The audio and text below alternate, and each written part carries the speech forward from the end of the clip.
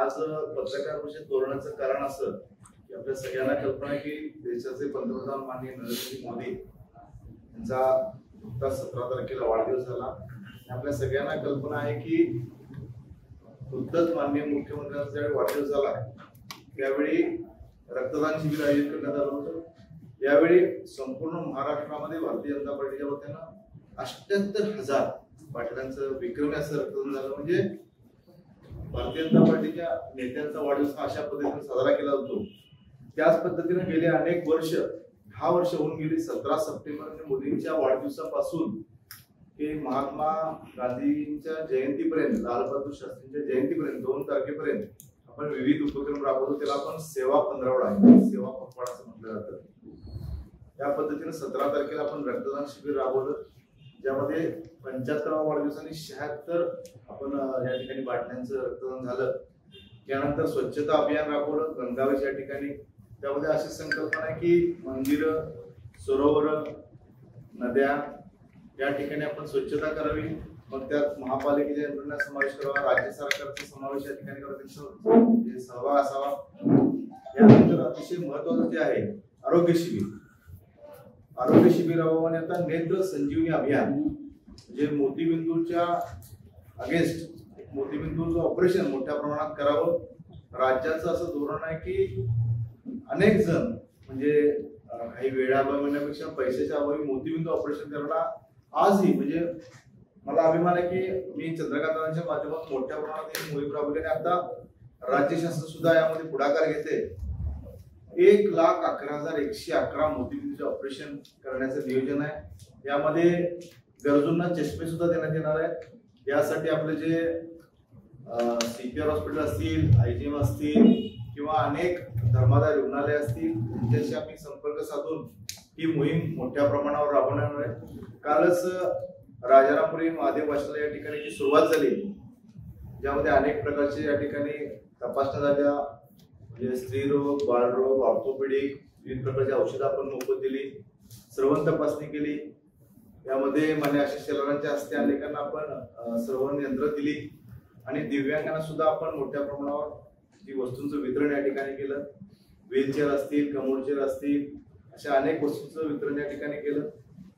असे अनेक उपक्रम आपण राबवतो. याबरोबरच वोकल फॉर लोकल आणि आत्मनिर्भर भारत अशा प्रकारे, ज्यामुळे आपल्या सगळ्यांनाच कल्पना आहे की आता मोदींनी सुद्धा अनेक ठिकाणी भाषणामध्ये एका वक्तव्यामध्ये आपल्याला माहिती आहे की आत्मनिर्भर भारताच्या दिशेने आपल्याला वाटचाल करायच्या दृष्टीनं एक मोठं या ठिकाणी अभियान चालवलेलं आहे. त्यामध्ये कोल्हापूरमध्ये सुद्धा आपण या ठिकाणी एक प्रदर्शनी घेणार आहे.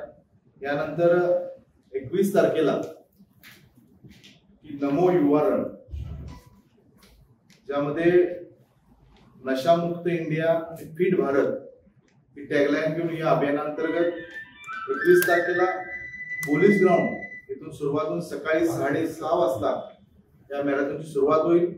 पोलीस ग्राउंड, पिते गणपती, धैर्यप्रसाद चौक या मार्गे छत्रपती दाराणे चौक, यानंतर पुन्हा धैर्यप्रसाद चौक, पिते गणपती मार्गे पोलीस ग्राउंड या ठिकाणी संपन्न होईल.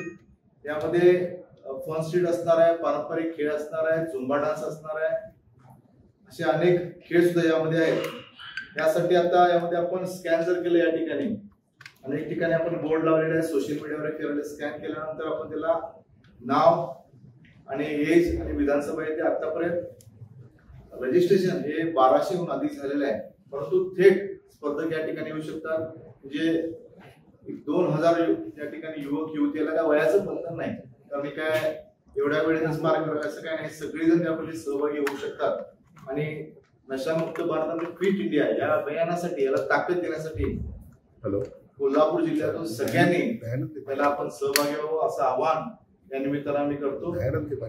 याबरोबरच चित्रकला स्पर्धे सुद्धा आपण आयोजित करणार आहे, ज्यामध्ये याची सुरुवात झाली महापालिकेच्या शाळांना किंवा खाजगी शाळांना घेऊन आपण चित्रकला स्पर्धेचं आयोजन करतोय. आणि नमो युवामध्ये जे सहभागी होईल आणि जे स्पर्धा पूर्ण करतील त्या सगळ्यांना आपण मेडल देऊन सन्मानित करणार आहे.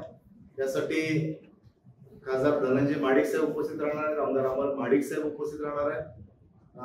चंद्रकांत दादा पुण्यामध्ये असल्यामुळे त्या ठिकाणी उपलब्ध होऊ शकणार नाही, तेव्हा आणखी कोण येते का सेलिब्रिटी असेल किंवा मोठ्याने याचा प्रयत्न आमचा सुरू आहे आणि जर आले त्या पद्धतीने आपल्याला कळवलं जाईल.